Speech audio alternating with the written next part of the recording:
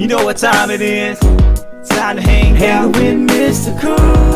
With Mr. Cooper, with Mr. Cooper, with Mr. Cooper. Get the latest scoop from Mr. Cooper, from Mr. Cooper, from Mr. Cooper. Hang with Mr. Coop, with Mr. Cooper, with Mr. Cooper, with Mr. Cooper. Get the latest scoop from Mr. Cooper, from Mr. Cooper. Yeah.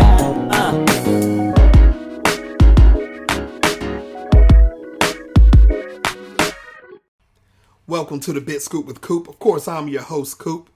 Big shout outs to you that's listening to this episode right now on whatever major streaming platform that you're on right now.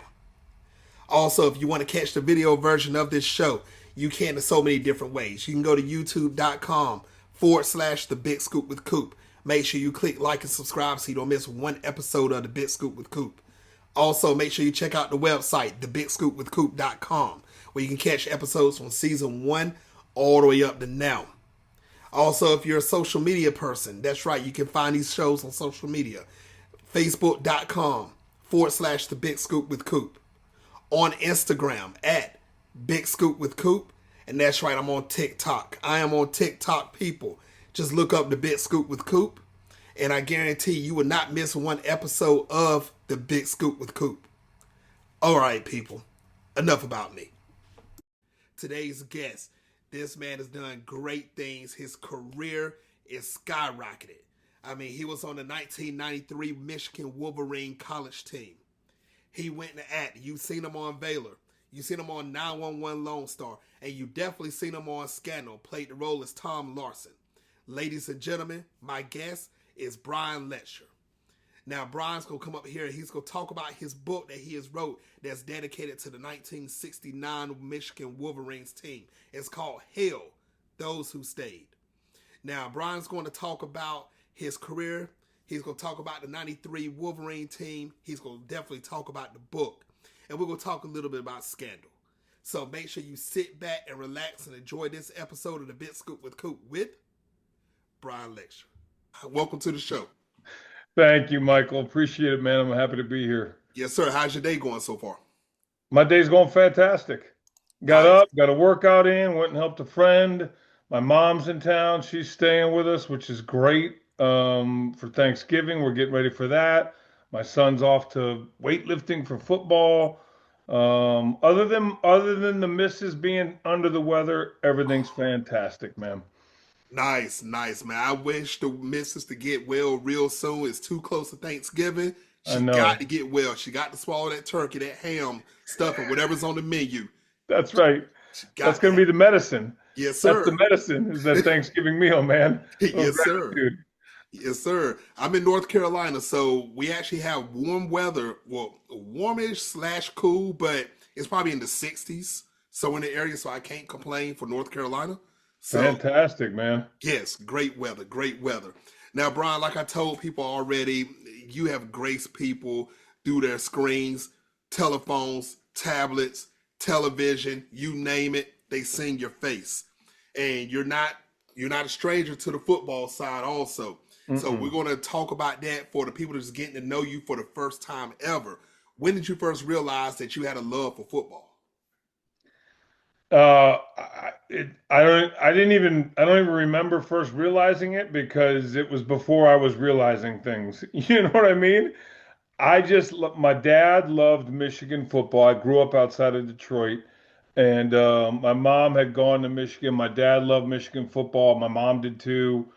Aunts, uncles, everything. So Michigan football was always on, and I loved watching it. I love the excitement. Like I'll never forget the excitement from early on. And then from as young as I can remember, I was out in the front yard or out at some, back then we had vacant lots. Yep. There's not as many vacant lots anymore, at least in Los Angeles, but we had a vacant, you go down to the field, some old field, and you'd throw the ball around and you'd tackle each other and you'd try to be Billy Sims or Butch Woolfolk, who was playing for the Michigan team, and I had a cheap pair of plastic shoulder pads and a cheap plastic helmet, which was basically like a bucket that you just strapped on your head, and I'd smash into things, which probably explains a lot about my brain processing today. But but I just loved it. I loved it. And then when I first started playing Little League football, I was 9, you know, and I started playing tackle football, and I loved it then for the same reasons I loved it through college, and for the same reasons that I wrote the book that we're going to talk about is I loved the teamwork, man. I loved being part of a team. It's what made Scandal so great. All those things connect. I love being a part of a team. And as I grow older, I don't even care if I'm the big part. Like I just don't. I just want to be a part of it. So that's why I love football. No, Yeah. I feel you on that, Brian. And I tell people all the time, and I've said it so many times on my shows, if you have a love for something, it's gonna stick here and it's gonna stick here. And it's gonna make you want to do it even more. And if you're not doing it no more, I guarantee it's still in your brain somewhere. And Yep. it's not going to leave. It's just simple as that. Yep. Not going to leave. Yes. Now, since we're talking about football, let's talk about this real quick. 93 Michigan, you was there. I mean, you walked away, what, Rose Bowl ring? You got that also, if I'm not I mistaken. did. That's around here. I should have it with me. I should be better prepared, but it was we I was on that team. I played in the early '90s for Gary Moeller, What and was it like? it was the best. I mean, it's all I'd wanted to do since I was a kid, and I walked on. So I had to really earn my stripes. I walked on and eventually earned a scholarship, and I was not. This I think this speaks to the team stuff too. Is I was not the guy on Saturdays who was catching the touchdown pass. I was a Thursday All-American they call it. You know what I mean? I was on the scout team and making sure that those guys on the other side of the ball were prepared on Saturdays. And I think that I got hurt, and I think if I would have had my last couple of years last year, maybe that would have been a little different. But I was on a talented team. These guys were going to the NFL. But I was really happy. I mean, I maybe happy at the time, no, but but I loved my role of going out and working, being a part of that team. And that team was special. We set the goal early in the year. SVP, Sing the Victors in Pasadena, was the goal. We wanted to win the Big Ten championship the 5th time in the row, and sing the Victors in Pasadena, and we did that. We uh we beat everybody almost, and we tied a couple games, and then we went out to the Rose Bowl and we beat Washington 38-31, and Tyrone Wheatley had an incredible game, and it was back and forth, and we got that ring, man. And it's fantastic. And those guys are, there's guys on that team who I'm still close with, and you go through stuff like that. Coaches that I'm still close. Lloyd Carr was the defense coordinator of that Yep. team, became the head coach, and Lloyd was an inspiration. A guy named Cam Cameron who went on to coach all sorts of places. T.J. Weiss. These guys were, they meant a lot to me. So it was great. So, Brian, let me ask you this. And that 93 team, didn't y'all make a playoff run that season, or am I a year off on that one? Well, the '97 team was the team that won the national championship, but Right. they weren't. I don't. They didn't have playoffs then, right? So it was Right. all bowl games. Yes. The Yes. seeding in the bowl games, yeah. So the '93 team, we didn't win the national championship that, as voted on by coaches or AP, but I think we ended up 4th that year or something like that. Somewhere. Yeah, I do Yeah, we remember were that. we were high, and then the '97 team went and won the real national championship. They were undefeated, and yeah, that was a great team. Now, Brian, being an alumni of Michigan, how proud of you are them? How proud of you are today for the 2025 squad? It's amazing how this stuff pulls through time, right? Mm, Again, it's one of the reasons I wrote the book, because the year I wrote the book about 1969, that team changed everything. yes. And so that reverberates through time. You see what happened that year. I mean, that's when "Those Who Stay Will Be Champions" was coined. Hmm. So to see that go through time, and we all have a piece of that DNA inside of us, and then it goes forward through my time in the early '90s to '97 to the 2020 or the 2023 national championship team, and then to this team right now in 2025 that's making a run and has some real young talent. You know, the truth is, you can rarely say this in most parts of your life. We are all brothers. When you find out someone else played for Michigan football, it's instant. I don't care if you're 30 years older or 30 years younger than that guy. It's an instant bond. You get it right away, what that person has done, what they're going through, what it means to them. It's family, even in today's day and age of transfer portal and stuff like that, man. It's what makes Michigan special. And you know what? And if you think about it, within the last 6 years, the teams to talk about within the last six was Alabama, Georgia, Michigan. Yeah, You're going to bring it up if you're talking about college football in a whole. And that yeah. shows that Michigan from the 69, we about to talk about it in a second, from 69 all the way up, like you said, it's done a trickle effect for you guys. Regardless if one season was not as well as the other, it was still talked about. Michigan came out of people's mouths and it didn't stop. No, no, it's stuff that you can't take away, man. Like you can't take away tradition and history. And it, like you said earlier, stuff that's in your heart is always going to be there. So even if they have a down year or two, which we've had, Yeah. for sure, that fabric, that DNA is still inside there and it's going to come out again. You know what I mean? Again, that's what makes it special. That's so true. Now let's talk about this real quick. Well, before we even get in the book, there's one more thing I do want to bring up about you because after you left the field, you went to coach a two Division 1A schools, and it was Yeah. Indiana University and Eastern Michigan, correct? Correct. Yeah. How hard was it to transition becoming from a player to a coach? Um, it was, I went to work for my dad for 2 months out of college. He ran like a metals manufacturing company and he did well. I love my dad. He built that company. 2 months in, I was like, I can't, no, I just can't do this. And I went and talked to him and he was great. And he said, so what are you going to do? I said, well, I got to call, I think I called Lloyd Carr, Mhm. and ask him, because Lloyd had said at some point, and so had my old coach, Cam Cameron, you might want to think about getting into coaching because I loved it.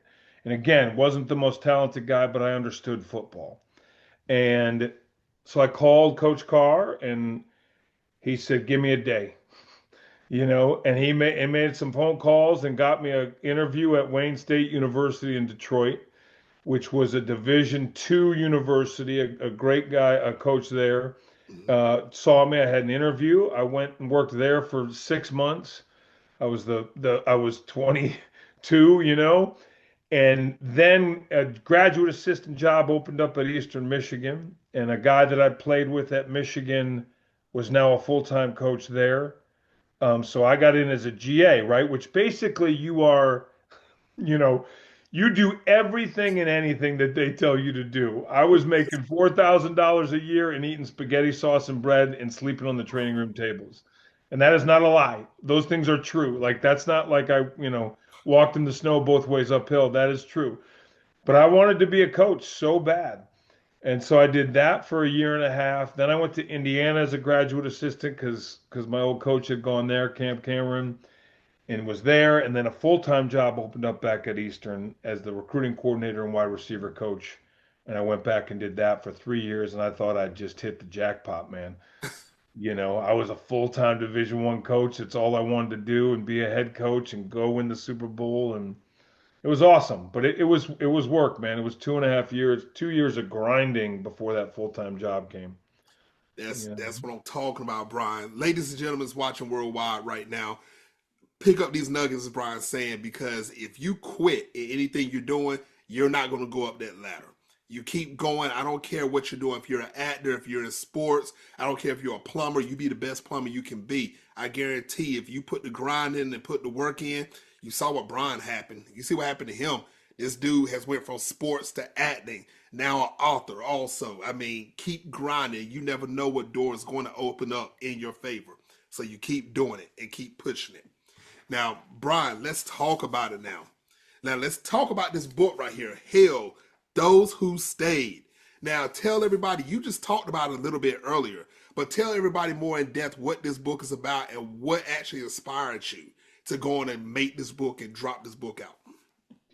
So I'd obviously been at Michigan, and we had finished a workout, and we had a strength and conditioning coach, Mike Gittleson, who was legendary at Michigan. I mean, he just killed you, right? And after a workout, he would while we were stretching or just recovering, trying to get our breath back, he would sort of drop this lore, Michigan lore on us about past teams, and he knew all sorts of history, right?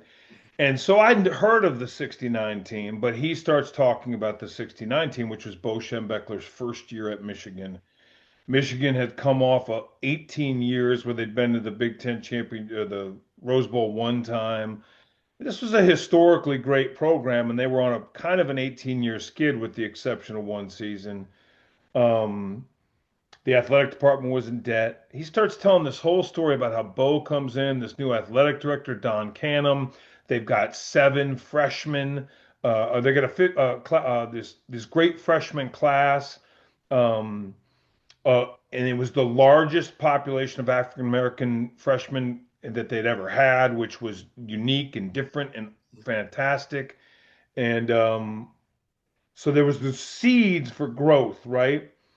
But they bring Bo in, and Bo's like he's a powder keg, man. He is a bowling ball, and he just takes these, as he called them, long-haired hippies, Afro, like he's just, they all are individuals. It's 1969, Yeah. right? Yeah. And the previous coach was like, hey, do your thing, right? Bo was like, nope. He basically takes the whole program, turns it upside down, and shakes it out, right? And so Gittleson starts telling us about this and about the heroes and how these guys came together as a team and what they overcame that season and how that affected who we are. This is where those who stay, like I say, Bo made a promise to him, those who stay will be champions, because he was putting them through so much. Half the team quit. They went from 140 guys to 75 guys in 5 months. What? Like, you're driving away. These are tough people, and they are quitting. So he said, look, if you stay, we'll win a championship. Well, that was a really tough road, right? Especially since Ohio State had what was considered the team of the best college football team ever assembled. So it was. He tells this story, and I'm just thinking. At the end, he says, that would make a great movie.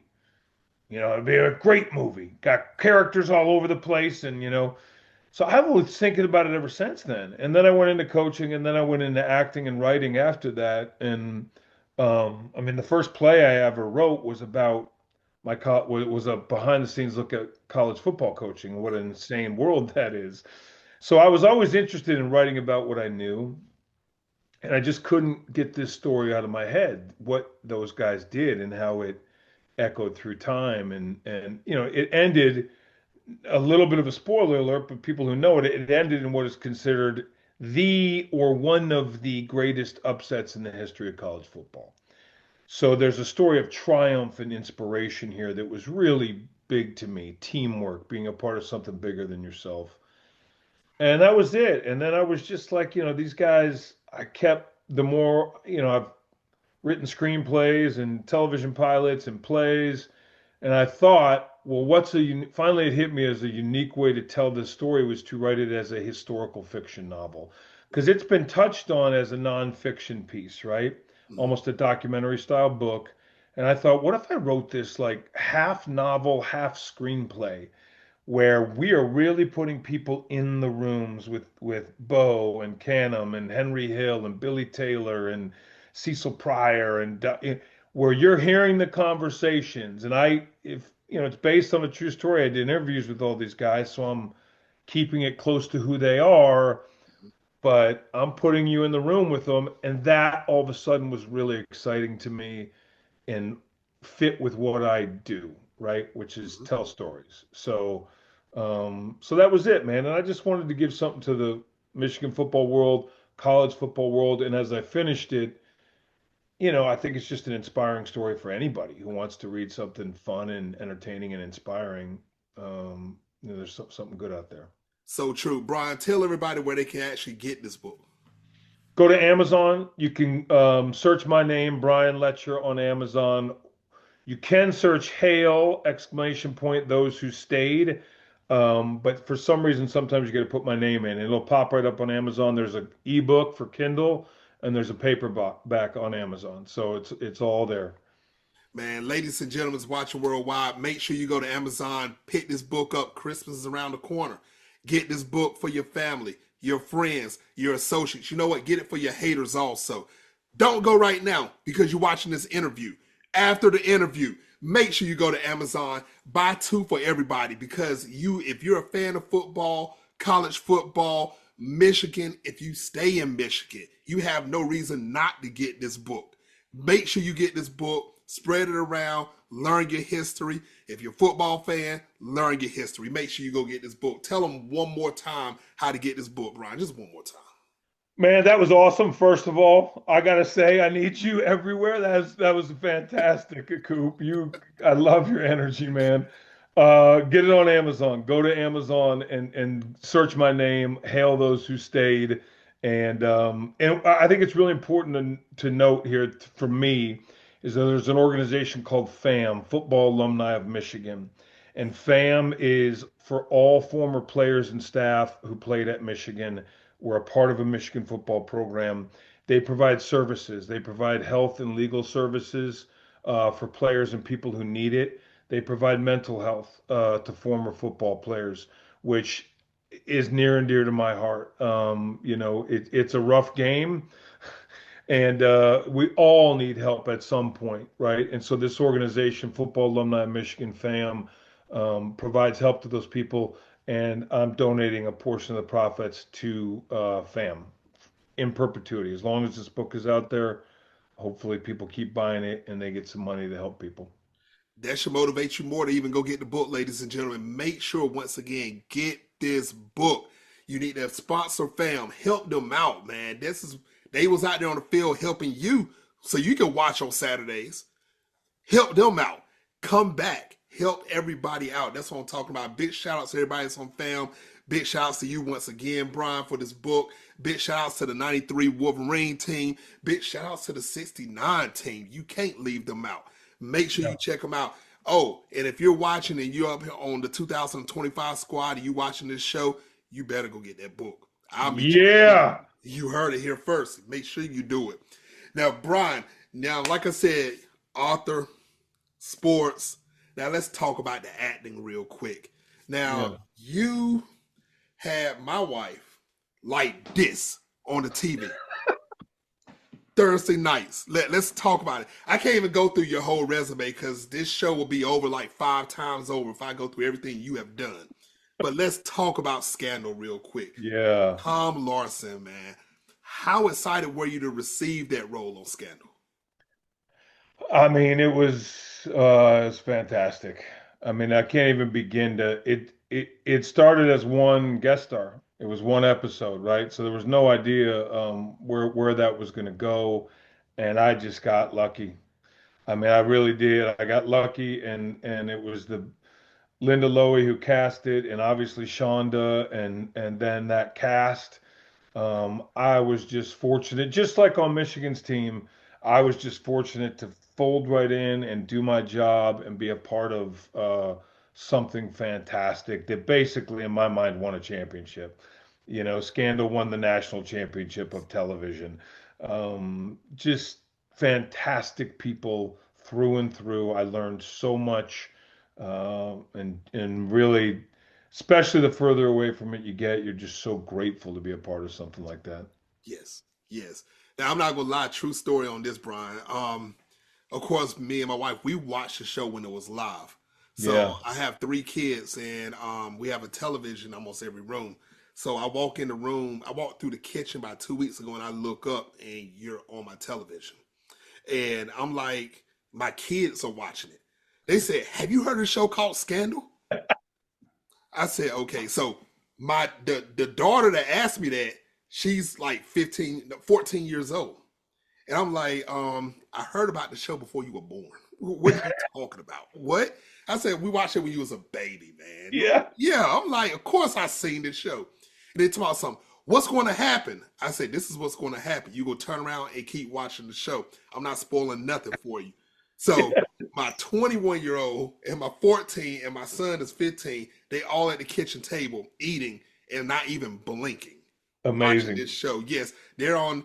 But let me tell you how petty my youngest daughter is. And she's going to get me for telling this because she's going to watch this. My oldest started watching season 1. So they try to outdo each other.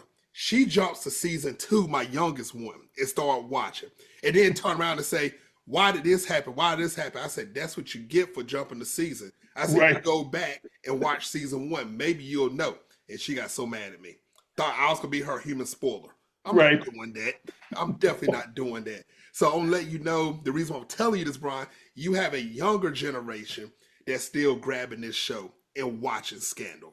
Unbelievable. So, yes, you I mean, guys left a footprint. Yeah, look, all we can hope for, any of us, right, is that we do something that lasts a little bit and that people enjoy, right? Just like what you're doing here with this podcast and everything you're doing. It's like it's all we can hope for. That makes me really happy. I'm glad they're enjoying it. And they're in for a wild ride. Yes. They're in for a wild ride, you know? That's so true. Now I want to throw a what if scenario to you. Now, Brian, what if Shonda Rhimes said, you know what, we're about to reboot this show? Yes. Would you jump on it? Yes. Of course, man. Of course. Absolutely. You know, I just did a movie this past summer in Texas. I was there for 6 weeks. It was a fantastic experience, like top 5 for me in terms of my entertainment career. And it just reminded me of what Scandal was like, just the teamwork. Like it was, 100% yes. Look, Shonda calls, you say yes. That's just the truth. That's just the truth. So I'd be there in a heartbeat because it'd be great writing. It'd be terrific actors and good people. You're going to get those 3 things. Yes. It's a win. Right there, I'm in. Shonda, ABC, I'm talking directly to you right now. I see Brian right there, but I'm not talking to Brian right now. I'm talking to you, Shonda. I'm talking to you, ABC. What are you waiting for? You got the younger generation watching this again. Continuation or reboot? We're waiting for it. Brian already said yes. I couldn't even ask the question. He was like, yes, before I can even ask the full question. What are you waiting for? Let's bring this back. Let's rewind it back. Come on, Shonda. Let's do it. Come on, ABC. Gosh. Let's do it. Be I'm great. speaking out to the masses right there. That's what I'm talking about, Brian. Now, Brian, are there any other projects that you're working on that you want the world to know about right now? I just finished that movie, which is I Always Hated My Brother. And that's gonna probably, I'm not quite sure when that'll come out. You never know with films, right? But it was really fantastic. We shot that in Texas. It was a funny, wild, touching movie. So look for I Always Hated My Brother. And then I'm writing a bunch of stuff. So I'm developing a couple different television shows, which shall remain under wraps for right now. But enjoying that. I write a ton. And then, depending on how this book does, depending on how Hale does, there could be a sequel to Hale, because that 69 season started the 10-year war between Bo and Woody. So there's other stories with other people to be told in that whole thing from the historical fiction standpoint. So we're doing that. And then, of course, look, man, if you write a book, you're going to, the truth, this started, I had a TV pitch for this story years ago, like 7-8 years ago, right? So, we want to take the book and turn it into a limited series as well. Can you imagine those characters, man? Dude. 1969, you got civil rights, you got anti-war, you got this football team. It's wonderful chaos. You have inspiration and bad guys and good guys, and then in the middle of this, you've got this team trying to win a championship. They burned draft cards on the field, Michael. They burned the new turf that they just bought. It melted because they had a huge draft card burning party in the middle of the football field. That right there, that scene right there, awesome. Man, I can see yeah, that. I can right, see it. right. This would be like Remember the Titans on steroids. Yes, yes, That's exactly what it would be. yes. Oh man, ABC, this is right down your alley. What are you? Come on, what are we doing here? You sitting here watching me talk. You need to get into the executive room. Bring Brian in. You know what to do, man. We got to set this off. Yes, I hear do you. it. That's I'm what with I'm you. talking about. Yes. Now, Brian, tell everybody how they can follow you on social media to keep up with the latest and greatest. I'm really on Instagram only, at Brian Letscher on Instagram. So all of it's on there. For my own safety and health, I got off everything else, which I know other people are going through that too. I'm on Instagram. I like it there, and I'm good to go. That's what I'm talking about. Ladies and gentlemen, watching worldwide, make sure you follow Brian because you never know. He said there's some things that he's not going to mention right now that he's doing. He may drop it on Instagram. You never know how he's going to announce this. So make sure you follow and keep up with the latest and greatest of everything that he's doing. Now, Brian, this is the last segment of the show. It's called Take the Floor. You have up to 2 minutes to say whatever you want.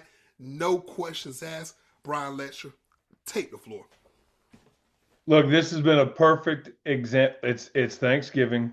It's that time of year, right? It's the holidays. And this has been a perfect example to me of stay present, be where you are, have a good time, try to give.